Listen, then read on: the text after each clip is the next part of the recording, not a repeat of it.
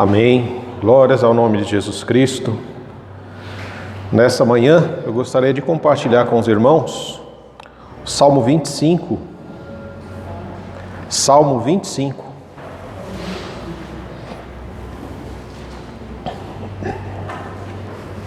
Salmo 25, verso 14.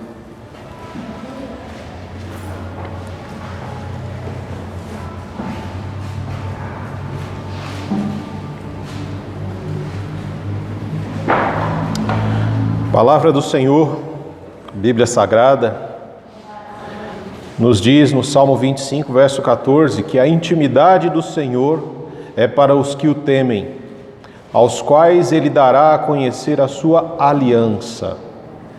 A intimidade do Senhor é para os que o temem, aos quais Ele dará a conhecer a sua aliança. Quantas e quantas pessoas estão com o coração e com a alma cansada, sobrecarregada, aflita, por causa de tensões, conflitos, por causa de coisas que não dão certo, e que deveriam dar, mas não estão dando certo, e a gente não sabe por quê. Quantas pessoas têm enfrentado crises de ansiedade tremendas, ao ponto de se tornarem síndromes do pânico, depressão. Quantas não são conduzidas ao suicídio? Quantas pessoas estão passando as noites em claro, com o coração angustiado, triste, o peito apertado e uma falta de ar tremenda? Buscam muitas vezes soluções na bebida, nos cigarros, nas drogas, nos jogos. Alguns buscam refrigério da sua alma com maratonas de Netflix, de Amazon Prime. Buscam alívio ouvindo e alimentando a sua alma com os telejornais que trazem cada vez uma contagem de mortos a cada dia. Por mais que as vacinas estejam chegando, nas pessoas, mas as mortes continuam acontecendo. Pessoas continuam morrendo, famílias continuam sendo destroçadas, vidas, sonhos continuam sendo perdidos. E as pessoas estão cada vez se sentindo mais sozinhas, isoladas, e tentam acalmar a sua alma, o seu coração, buscando refrigério nos lugares errados.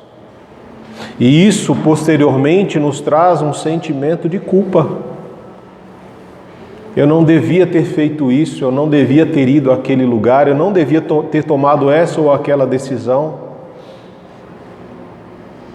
Mas também não sabem o que fazer para trazer paz à sua alma, refrigério ao seu coração, às suas emoções, tranquilidade ao seu pensamento. Muitas pessoas, quando eu digo também pessoas que estão dentro das próprias igrejas, irmãos. São homens, mulheres, jovens, adolescentes, crianças, idosos que estão dentro de igrejas e que também enfrentam essas mesmas dificuldades, esses mesmos problemas. E as pessoas às vezes perguntam: mas pastor, por quê? Que mesmo nós estando dentro da igreja, a gente vem aos cultos, a gente participa de reuniões de oração, de estudo bíblico e tudo mais, por que a gente ainda enfrenta muitas vezes esse tipo de coisa, esse tipo de sentimento no nosso coração, na nossa alma?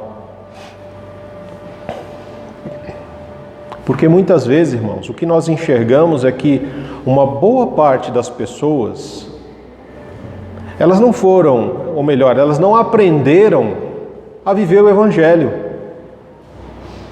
O que elas foram, sim, treinadas a frequentar igrejas. E aí no momento de pandemia, o que acontece? Eu não posso ir à igreja.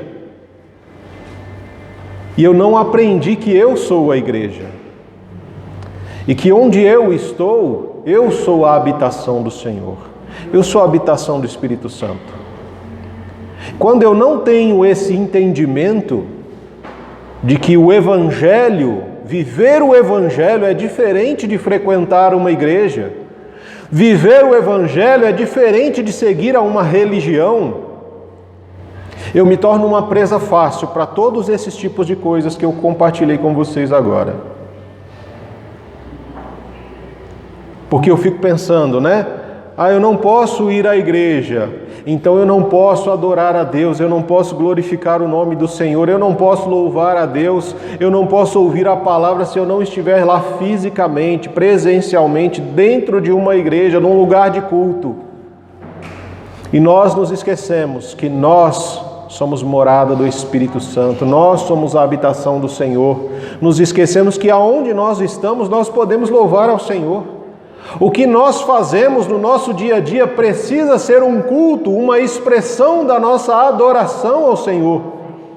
Lavar uma louça, limpar uma casa, sentar à mesa para compartilhar o alimento, tudo isso deve ser um culto ao Senhor, uma expressão de adoração a Deus. Mas isso só acontece quando eu tenho consciência de que o Senhor está comigo, não importa onde eu esteja. Não importa o lugar, o Senhor sempre está comigo. E nós, quando não temos esse entendimento, caímos na armadilha do mundo de que, olha, você precisa fazer isso, fazer aquilo outro para que você possa ter, possuir, conquistar. E nós nos encontramos cada vez mais sem tempo para meditar na palavra de Deus, sem tempo para compartilhar das nossas angústias, dos nossos medos, das nossas necessidades com irmãos e também com o próprio Deus. Porque nós achamos que eu só posso fazer isso se eu for a uma igreja. E eu vivo uma vida sem tempo. 24 horas é o que o Senhor dá a cada um de nós e muitas vezes nós dizemos, eu não tenho tempo para fazer determinadas coisas. Eu não tenho tempo para orar, eu não tenho tempo para ler as Escrituras, eu não tenho tempo para ter comunhão com o irmão, mesmo que seja ligar para alguém ou visitá-lo. Eu não tenho tempo. Por que eu não tenho tempo? Porque eu administro mal o tempo que Deus me dá. Eu troco a prioridade da minha vida. Deus deixa de ser prioridade para mim. E aí eu coloco o meu trabalho, os meus estudos, a minha família, os meus filhos, meu cônjuge, conquistas que eu almejo, lugares que eu quero conhecer ou que eu quero alcançar dentro de uma empresa. Deus deixou de ser prioridade na vida de muitas pessoas e de muitas pessoas que frequentam igrejas. E por isso, nos encontramos do jeito que estamos muitas vezes, ansiosos, nervosos, angustiados, aflitos, amargurados. Cristãos que deveriam compartilhar palavras de bênção, de cura, de libertação, estão compartilhando palavras de morte, palavras duras, críticas ferrenhas aos nossos irmãos, uns aos outros. E por que isso acontece? Porque nós não temos tempo. E aí eu dei uma olhada de um louvor que tem do Baruch, né? Senhor do Tempo. Uma letra muito atual para nós, que diz que ele busca tempo para tantas coisas, são tantos planos para pouco tempo, e em meio a tudo o que exige tempo, eu já não tenho tempo para falar com Deus. Eu me disponho para o trabalho e, sem notar, eu perco o horário, ou seja, trabalho mais do que eu deveria, né? Só resta tempo para fechar a porta. Não tenho tempo para descansar, rever amigos, conversar. Já não consigo me assentar à mesa e alimentar o que a alma almeja. E quando eu quero viver o tempo, tal como uma fumaça, o tempo some no momento. E antes que tudo perdido esteja, e antes que tarde demais eu perceba que eu ganhei o mundo, perdendo a alma, tentei de tudo, me vi sem calma. Busquei tão longe, quando tão perto, eu teria tudo do jeito certo. E aí vem o clamor dele: vencer o Senhor deste mundo, vencer o Senhor da minha vida, em todo o tempo, Deus. É a letra da nossa vida, é a letra de muitas vidas. Não temos tempo para sentar à mesa, não temos tempo para conversar, nós só temos tempo para trabalhar, e trabalhamos tanto que quando chega a hora de ir embora, a gente olha e fala: já são 6 horas? Não, já são 10, 11 horas da noite. E só sobra tempo para quê?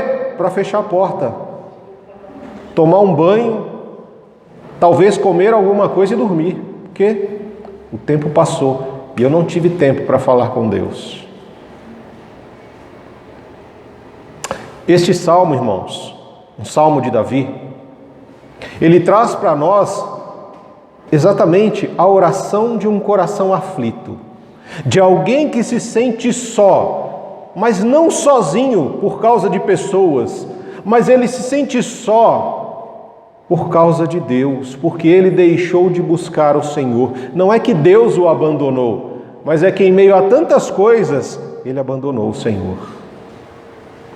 Se você olhar o verso 16, ele fala para nós qual é a condição do coração dele. Volta-te para mim e tem misericórdia de mim, pois estou sozinho e aflito, e os meus problemas só aumentam. Essa é a condição de Davi quando ele orou este salmo. Este salmo, amados, é a expressão do coração de alguém que está aflito, angustiado, mas que tem a certeza do cuidado de Deus. Nós podemos dividir esse salmo em 3 partes.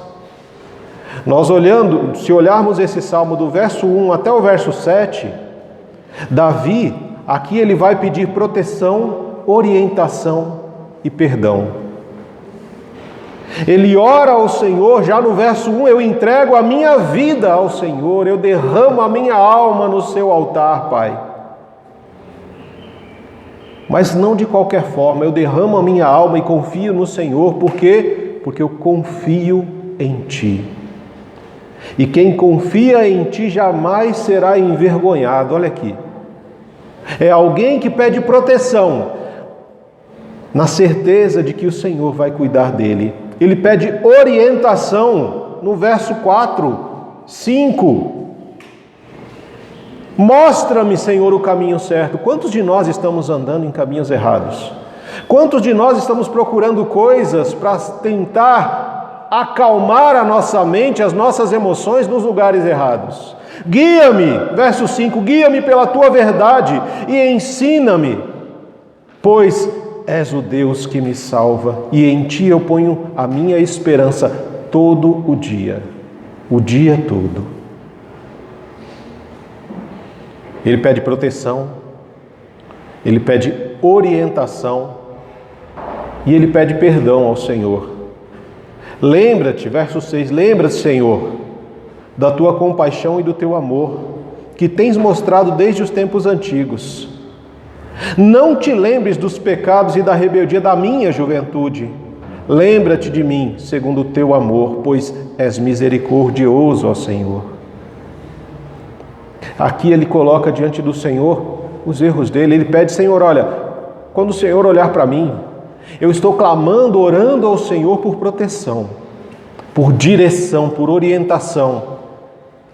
Mas quando o Senhor inclinar os Teus ouvidos para ouvir o meu clamor e a minha oração, Pai, lembra da Tua misericórdia, do Teu amor, da Tua fidelidade, da Tua graça.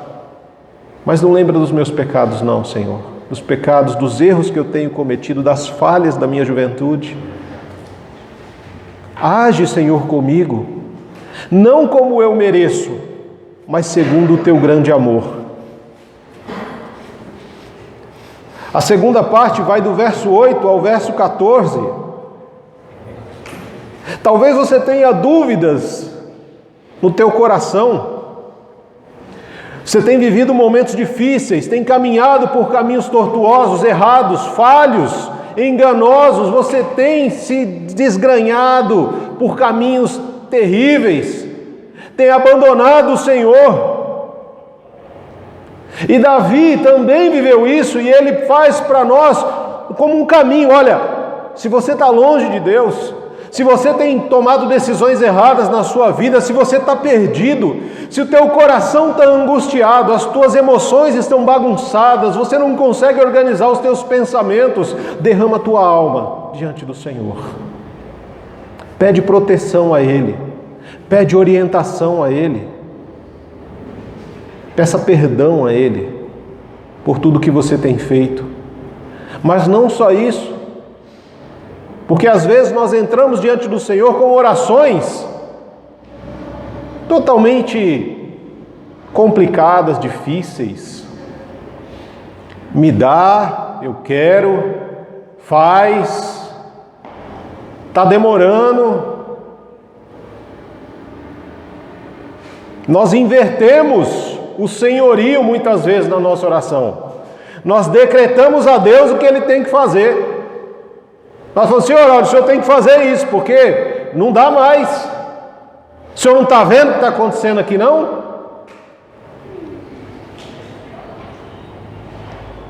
Davi nos conduz a todos os que têm um coração aflito, a todos aqueles que se afastaram de Deus e que sentem falta dessa intimidade, a se voltar para o Senhor. Davi não foi um homem perfeito, irmãos, e nós sabemos disso. Assim como nós também não somos. Davi, quando ele adulterou com Betseba, mandou matar Urias, ele escondeu o pecado dele por pelo menos um ano. Pelo menos um ano ele se afastou de Deus. Ele já não tinha mais alegria em louvar ao Senhor, ele já não tinha mais coragem de confessar ao Senhor os seus erros.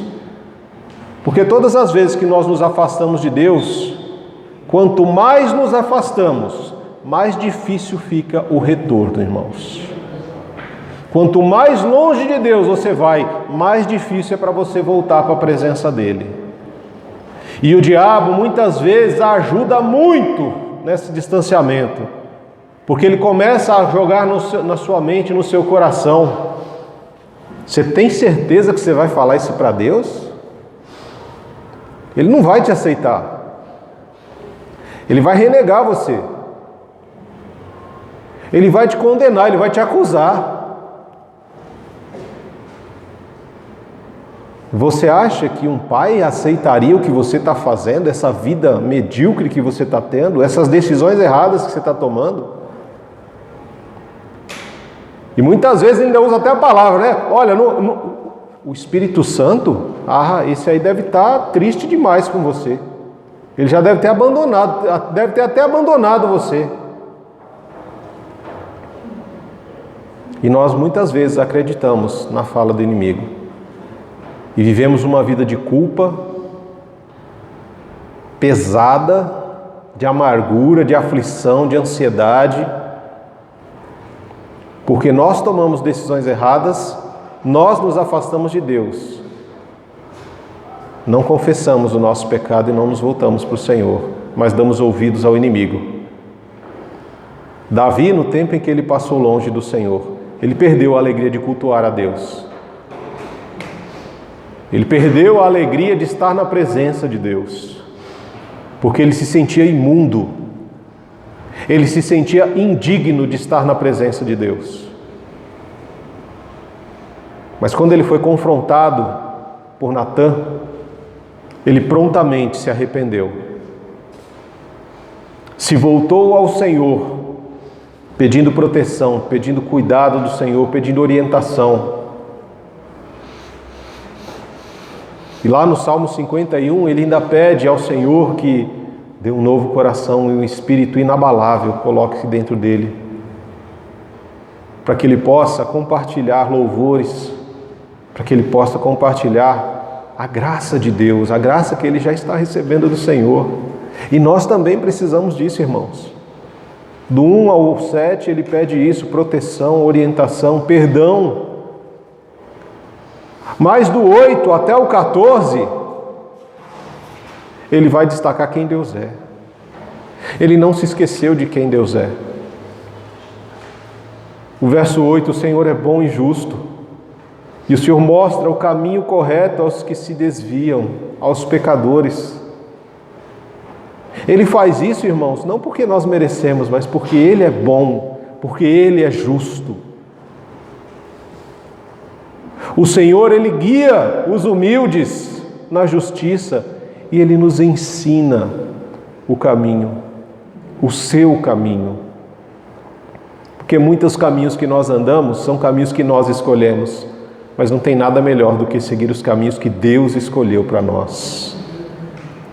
O Senhor é bom, o Senhor é justo, o Senhor é aquele que guia os humildes. O Senhor, no verso 10, é o que conduz com amor e fidelidade a todos os que cumprem a sua aliança e obedecem aos seus preceitos. Olha que Deus maravilhoso. Ele não te conduz lembrando você: olha, eu vou conduzir você, mas lembra do que você fez. Você não esqueceu do que você fez, não, né? Não, o Senhor, Ele não faz isso.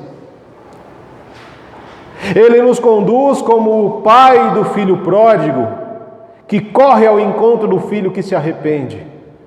E que quando o filho vai abrir a boca para confessar os seus pecados, o pai lhe envolve com um abraço, derrama sobre ele beijos, manda trazer um anel para pôr no dedo, restaurando a sua autoridade, traz uma capa para colocar nesse menino, porque ele deve estar com frio. Manda matar um novilho porque ele está com fome. Traga vinho novo para que possamos festejar ao Senhor, celebrar a volta desse menino que estava perdido e que agora foi encontrado. É essa a condução de Deus para nós. É a condução de um pai amoroso que se manteve fiel ao seu amor aos filhos amados. E Ele conduz não só aquele que se desviou dos caminhos, mas também aqueles que obedecem aos seus preceitos, para um caminho de paz, para um caminho de reconciliação, de restauração. E Ele faz isso porque nós somos bons? Ele faz isso porque nós somos bonitinhos ou bonitinhas? Ele faz isso porque nós frequentamos a igreja? Não. O verso 11 diz que Ele faz isso por causa do nome dEle. Ele não te ama por quem você é ou pelo que você faz. Ele te ama por quem Deus é, por quem Ele é e pelo que Cristo já fez na cruz do Calvário.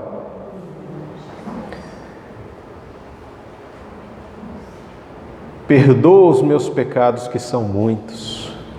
Os nossos pecados são perdoados por causa de Jesus, irmãos. Jesus, Ele não morreu pela ansiedade, pela sua culpa. Ele não morreu pela depressão. Ele não morreu pelo câncer, pela doença ou pela enfermidade, pela doença que afeta o seu corpo ou pela enfermidade que afeta a sua alma. Porque isso são consequências de algo muito, muito maior. Ele morreu por causa dos nossos pecados. Porque é o pecado que nos afasta de Deus. É o pecado que nos conduz ao inferno. É o pecado que traz morte para o ser humano. Então Jesus também não morreu pela morte, Jesus morreu pelos nossos pecados. E a morte de Jesus pelos nossos pecados fez o Cristo vencer a morte.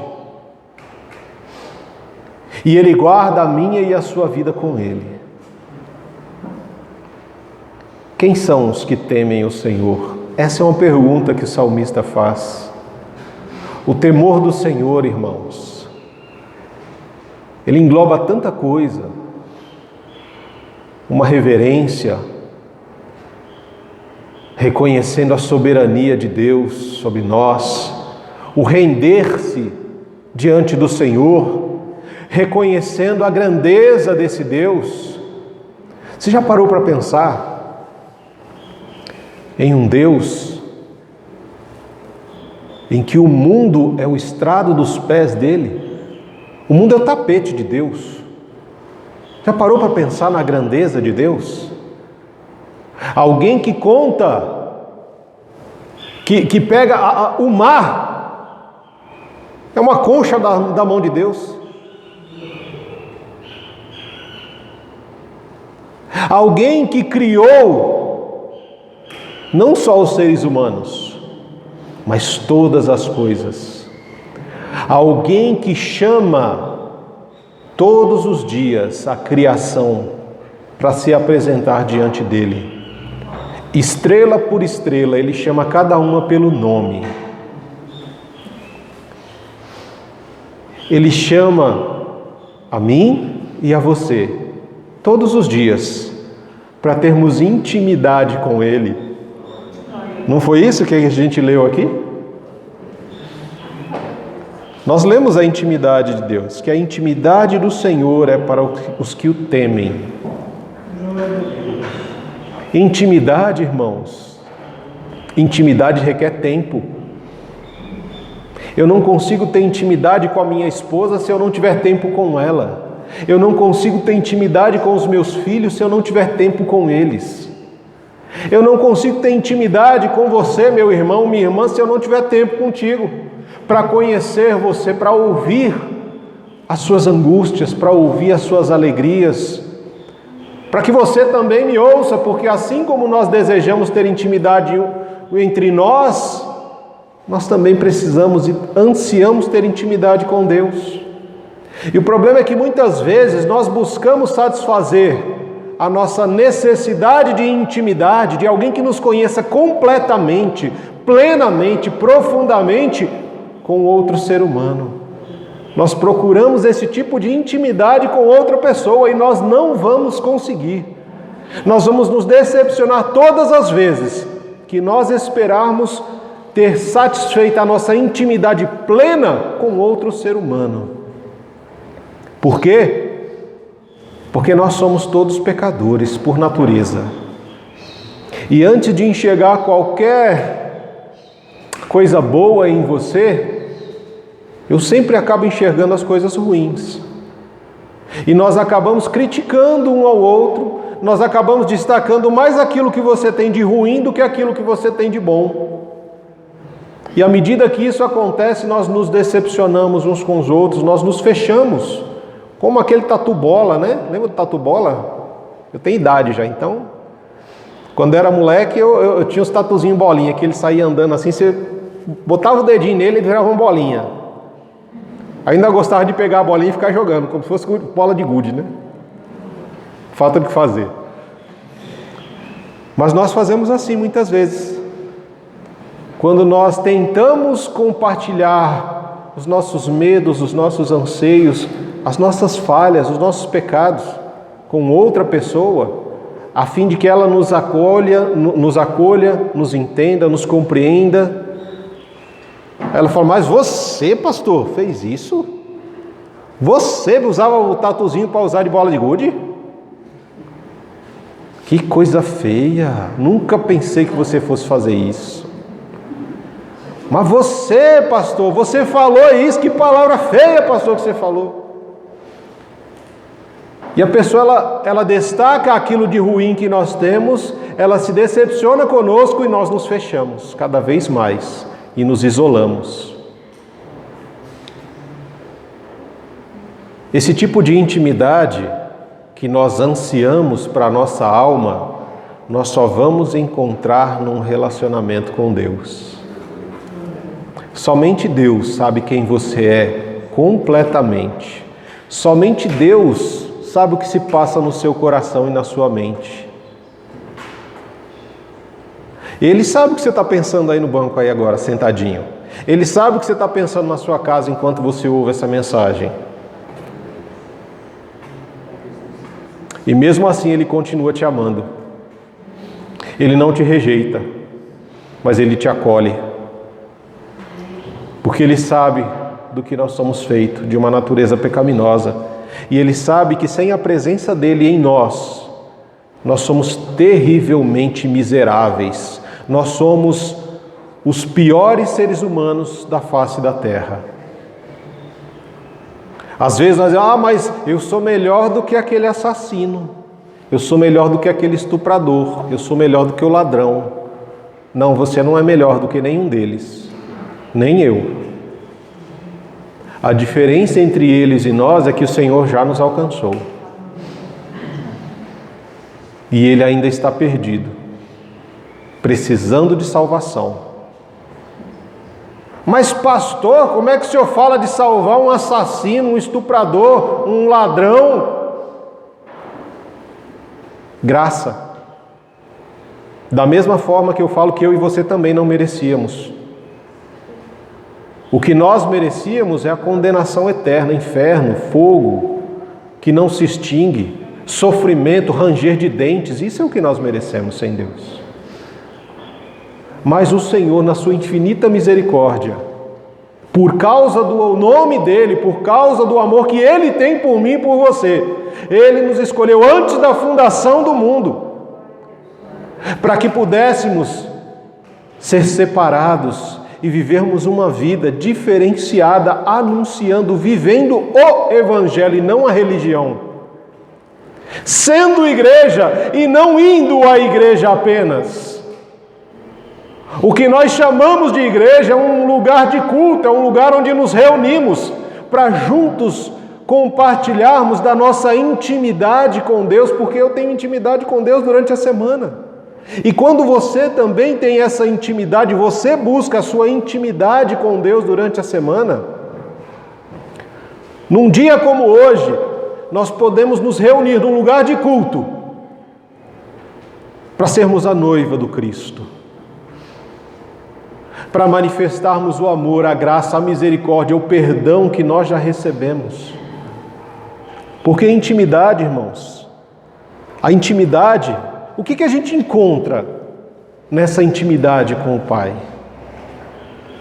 Descanso. Descanso para as nossas almas. Lá em Mateus 11, 28 ao 30, Ele nos diz o quê? Vinde a mim todos os que estão cansados e sobrecarregados, e eu lhes darei descanso. Na intimidade com Deus, nós desfrutamos do descanso com Deus. Por quê? Porque o jugo dele é suave e o fardo dele é leve. Então Ele fala, olha, está pesado? Vem aqui. Vem descansar na minha intimidade. Deixa comigo esse fardo pesado que você está carregando e fica com o meu, que é bem mais leve, é mais suave. Na intimidade com o Pai, o que a gente encontra? Firmeza para os nossos passos. O Salmo 94, no verso 17 ao 19, diz: não fosse a ajuda do Senhor, eu já teria habitado no silêncio. Quando eu disse, os meus pés escorregaram, o teu amor leal, Senhor, me amparou. E quando a ansiedade já dominava o meu íntimo, o teu consolo trouxe alívio à minha alma. Essa é outra questão que nós encontramos na intimidade com Deus. Remédio para a nossa ansiedade. O verso 19 do Salmo 94, e também nós temos Filipenses 4, 6, que diz o que? Não andem ansiosos por coisa alguma, mas em tudo, pela oração e súplica e com ações de graça, apresentem os seus pedidos a Deus. Por quê? 1 Pedro 5, 7 responde por que eu tenho que fazer isso. Porque Ele tem cuidado de cada um de nós. O que mais que a gente encontra na intimidade com Deus? A nossa identidade. Em Gálatas 3, 26 e 27 diz que todos vocês são filhos de Deus mediante a fé em Cristo Jesus. Pois os que em Cristo foram batizados, de Cristo se revestiram. A nossa identidade é encontrada na intimidade com Deus. Equilíbrio. O que a gente encontra na presença, nessa intimidade com Deus? Equilíbrio para as nossas emoções. João 14:1, não se turbe o vosso coração, creiam em Deus, creiam também em mim, é o que Jesus diz. Na intimidade com o Pai, nós encontramos satisfação para as nossas necessidades. O que o Salmo 23 diz? O Senhor é o quê? É o meu pastor, e de nada eu terei falta. Quando o Senhor é o meu pastor, eu não tenho falta de nada, porque Ele supre todas as minhas necessidades. Encontramos o sentido da vida. Quantas pessoas estão perdidas sem saber para onde ir ou o que fazer? E aí Jesus, lá em João 14:6, diz o quê? Eu, Jesus, sou o caminho, a verdade e a vida. Ele é o sentido para a nossa existência. Nele encontramos o quê? A vida eterna. João 17:3. E a vida eterna é esta, que te conheçam o único e verdadeiro Deus e a Jesus Cristo a quem enviaste. Eu estou te dizendo, irmãos, o que nós encontramos na intimidade com Deus, que é exatamente tudo que a gente está procurando nos lugares errados. E uma vez que você encontra essas coisas na intimidade com Deus, do que nós desfrutamos? Nós desfrutamos da glória de Deus, revelada no Filho e manifestada no Espírito. Quando nós vemos lá em Êxodo 33, Moisés, peço que mostre-me a tua glória, não é isso? Não era isso o desejo, o anseio do coração de Moisés? Ver a glória de Deus? E Deus diz o que para ele? Não pode, não dá, você não aguenta, colega. Mas quando nós olhamos João, capítulo 1, verso 14, o que acontece ali? Aquele que é a palavra tornou-se carne e viveu entre nós.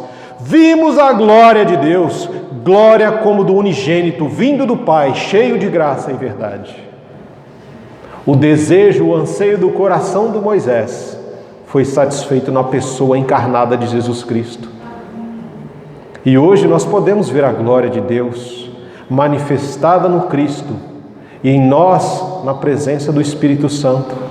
Quando eu olho a face do meu irmão e estamos cheios de intimidade e vivemos uma vida de intimidade com Deus, nós somos cheios do Espírito Santo e eu consigo ver a glória de Deus na face do meu irmão, na face da minha irmã.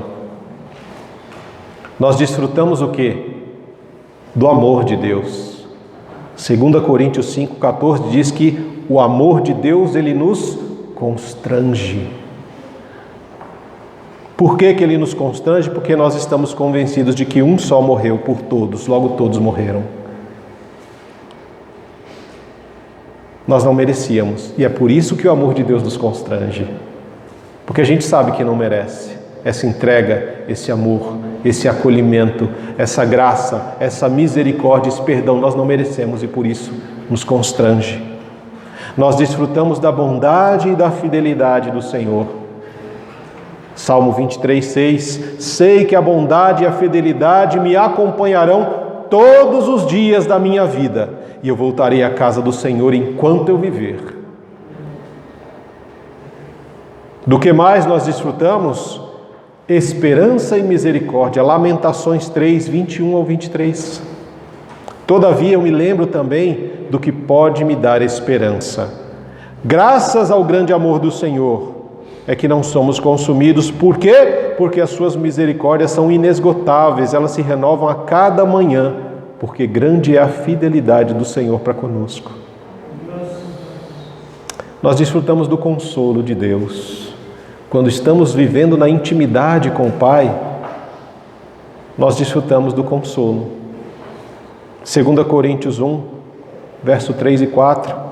Bendito seja o Deus e Pai do nosso Senhor Jesus Cristo, Pai das misericórdias e Deus de toda consolação, que nos consola em todas as nossas tribulações, para que com as consolações que recebemos de Deus, possamos consolar os que estão passando por tribulações.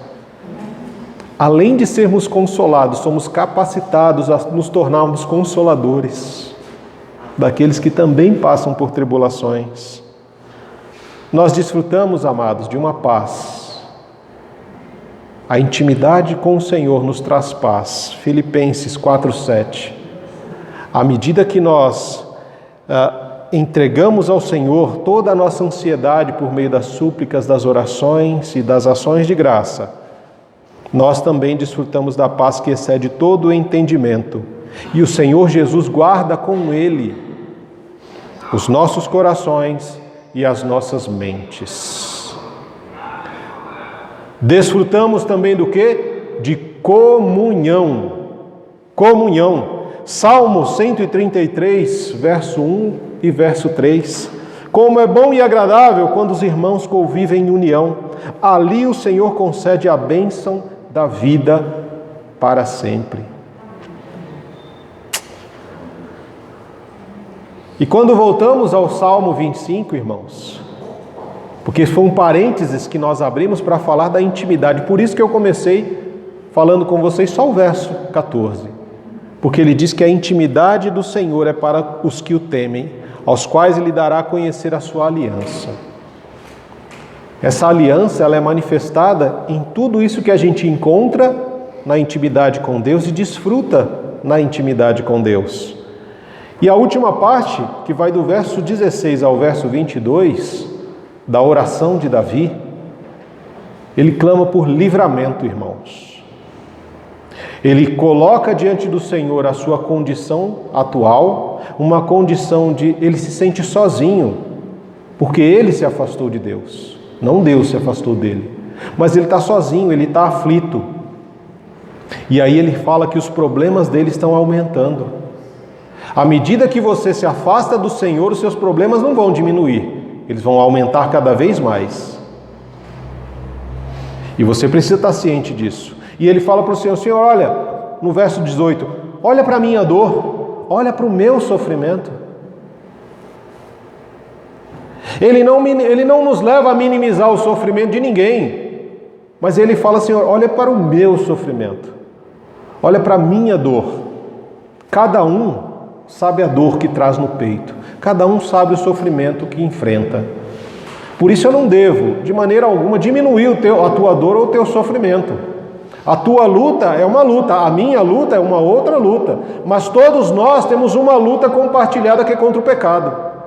E para vencer essa luta contra o pecado, nós precisamos nos derramar em oração diante do Senhor. E ele fala: perdoa, Senhor, todos os meus pecados. Ele vê os inimigos aumentando ao seu redor. Ele clama o quê? Por proteção. Protege, Senhor, verso 20, a minha vida e livra-me. Não permita que eu seja envergonhado. No verso 21, que a integridade e a retidão me guardem. Por quê? Porque eu ponho em Ti a minha esperança. Deus resgata Israel de todas as suas angústias. Ele começa uma oração falando dele, e ele termina uma oração intercedendo por todos, pela comunidade. Ele coloca diante do Senhor a condição pecadora dele, sozinho, aflito, angustiado, amargurado, em sofrimento e dor, e ele termina intercedendo por todos, por toda a comunidade, porque é assim muitas vezes que acontece. Esse tipo de oração, irmão, não é uma oração egoísta, não é uma oração em que ele simplesmente fala: eu quero me dar, não. É uma oração de intimidade, onde ele rasga o coração na presença do Senhor. Ele não tem medo de ser julgado ou condenado por aquele que o ama, porque ele sabe que o amor de Deus não depende de quem ele é ou do que ele faz, mas depende de quem Deus é. E quando Deus fala dessa questão de conhecer a sua aliança, conhecer a intimidade do Senhor, é para aqueles que o temem, aqueles que realmente reconhecem a sua necessidade, a sua dependência de Deus, sabem a sua fraqueza, e sabem que são fracos e que dependem de Deus, sabem que o poder de Deus se aperfeiçoa na nossa fraqueza.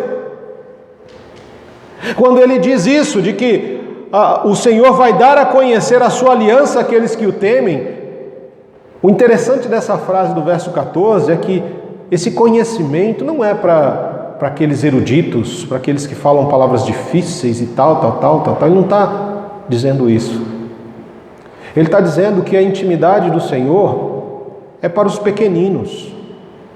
Lembra das parábolas, quando Jesus agradece ao Pai por ter falado em parábolas, para que os sábios não reconheçam, mas para que os pequeninos acolham em seus corações? É exatamente isso aqui que Deus está falando da oração de Davi. Essa aliança. Você quer conhecer a aliança do Senhor, na intimidade do Senhor? Tema o Senhor. E essa aliança, ela não requer que você seja um estudioso, que tenha títulos de doutorado ou de mestrado, não. Ela requer que você tenha santidade de vida. Para você conhecer a intimidade do Senhor, você precisa ter santidade de vida. A santidade não flui de você, não flui de mim. A santidade, ela flui de Deus.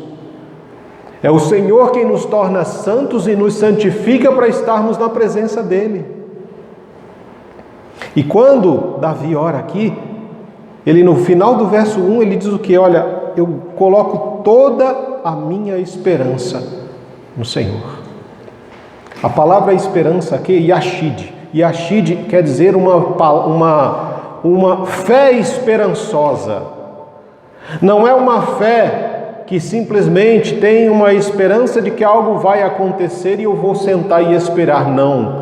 É uma fé que espera em ação. É uma fé que vai ao encontro daquele que está vindo. Imagina o pai do filho pródigo vindo ao encontro do filho. E o filho não fica ali parado, ele vai ao encontro do pai também. Essa é a fé esperançosa de que o Davi está falando. Essa é a fé que nós encontramos lá em 1 Coríntios 13, quando ele diz que no final de todas as coisas só restarão a fé, a esperança e o amor. Mas o maior deles é o amor, porque eu preciso ter fé na palavra do Senhor para viver no mundo em que nós vivemos. Eu preciso ter esperança, mas é uma esperança que vai ao encontro daquele que está voltando, Jesus. Jesus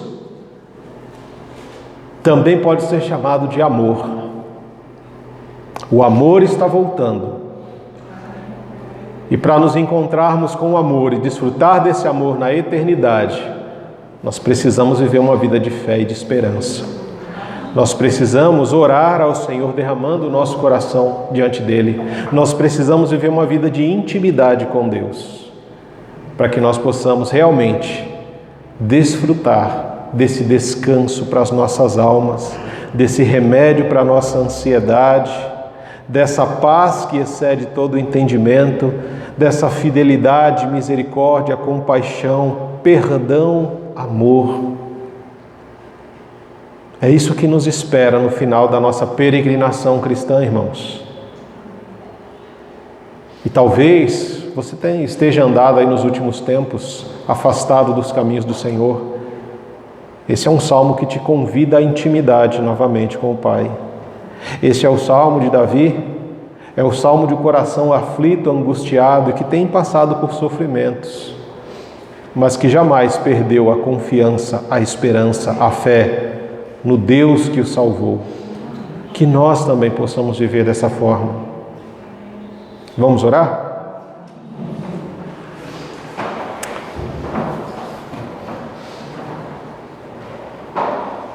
Senhor nosso Deus, Senhor nosso Pai, nós somos gratos ao Senhor por mais este dia, por este momento de culto, de celebração, de expressão da nossa adoração, do nosso louvor ao Senhor. Nós somos gratos ao Senhor por estarmos aqui reunidos em Teu nome, por Tua causa, Pai. Obrigado, porque se estamos aqui, não é mérito, mas é graça, é misericórdia, é perdão, é amor, é condução para desfrutarmos de um momento de comunhão na presença santa do Senhor. Te agradecemos porque cremos que o Senhor se fez presente neste lugar hoje, de que o Teu Espírito esteve ministrando a cada coração, a cada alma, a cada mente, trazendo a paz que excede todo o entendimento para as nossas almas, a fim de que possamos manifestar o amor, a graça, o consolo e a misericórdia do Senhor no nosso lar, nos nossos relacionamentos, na nossa casa. Obrigado, Senhor, por esta oração de Davi. Obrigado porque o Senhor capacitou o Teu servo há muitos anos atrás a nos mostrar que aquele que ora é aquele que necessita da presença de Deus. Aquele que ora é aquele que vai ao encontro da intimidade perdida com o Pai, não porque o Pai nos tenha abandonado, mas porque as nossas decisões têm nos afastado do Senhor. Obrigado, Senhor, porque muitas vezes nós temos dificuldade para saber o que colocar nas nossas orações. E Davi nos mostra que a nossa oração deve ser cheia de um coração sincero, quebrantado e contrito na presença do Senhor. Obrigado, Senhor, que nos ensina que nós precisamos orar a Ti, esquecendo as coisas que precisam ser pedidas, mas pedindo proteção ao Senhor, porque o Senhor é o nosso escudo e a nossa fortaleza nos dias de tribulação. Obrigado, porque o Senhor é aquele que nos orienta quando estamos perdidos, por meio do Teu Espírito Santo. Obrigado, porque o perdão, ó Pai, ele é encontrado na cruz do Calvário, pelo sacrifício de Jesus. Obrigado, Pai, porque os Teus atributos, eles são tantos que não cabem, Senhor, em todos os livros que existem no mundo. O Senhor é grande, é majestoso, é maravilhoso. O Senhor é santo, é poderoso. O Senhor é o bom pastor, o Senhor é o bom samaritano. O Senhor é o caminho, a verdade e a vida. O Senhor é um maravilhoso conselheiro, o Senhor é um Deus forte. O Senhor é o nosso guia, o Senhor é fiel. O Senhor é aquele que é amor e amor em essência. E se derrama, Senhor, sobre cada coração, no momento em que buscamos em Ti maior intimidade, Pai. Nos ajuda a reservarmos tempo para o dono do tempo de toda a nossa vida, para que a nossa intimidade cresça contigo e assim possamos desfrutar das maravilhas da bondade, da fidelidade, da mansidão, da misericórdia que vem do alto trono da Tua graça, Pai. Que em nome de Jesus, o Senhor nos livre do mal, nos livre de nos afastar do Senhor, nos livre, Senhor, da fala do inimigo que diz que nós não podemos ser aceitos pelo Senhor por causa dos nossos pecados, mas nos dê coragem para confessar os nossos pecados, para abandoná-los, a fim de alcançarmos a Tua infinita misericórdia, Pai. Oh Deus, o Senhor sabe como está o coração e a mente de cada pessoa que está aqui presente hoje, que está ouvindo esta mensagem. Por isso eu clamo ao Senhor que Teu Espírito Santo vá ao encontro dessa pessoa, Pai. Que o Senhor se derrame como um bálsamo, trazendo refrigério a esta alma que sofre, trazendo refrigério à dor do coração. Tira, Senhor, em nome de Jesus, todo o sentimento de culpa, todo o sentimento de indignidade, Pai. Que nós possamos entender que o tempo não cura uma mente culpada, mas uma mente culpada só pode ser curada pela graça do Senhor. Que o amor de Deus seja derramado sobre cada um de nós. Que a graça de Jesus Cristo nos alcance.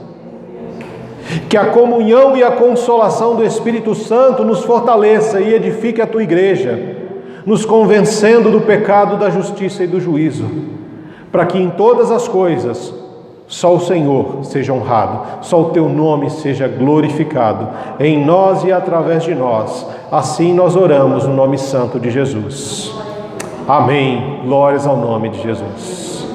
Que Deus nos abençoe, nos guie e nos conduza por mais uma semana, para que juntos possamos continuar glorificando o nome do Pai. Vão em paz, irmãos, em nome de Jesus. E que Deus abençoe você, que está em sua casa, com a sua família. Até o próximo encontro.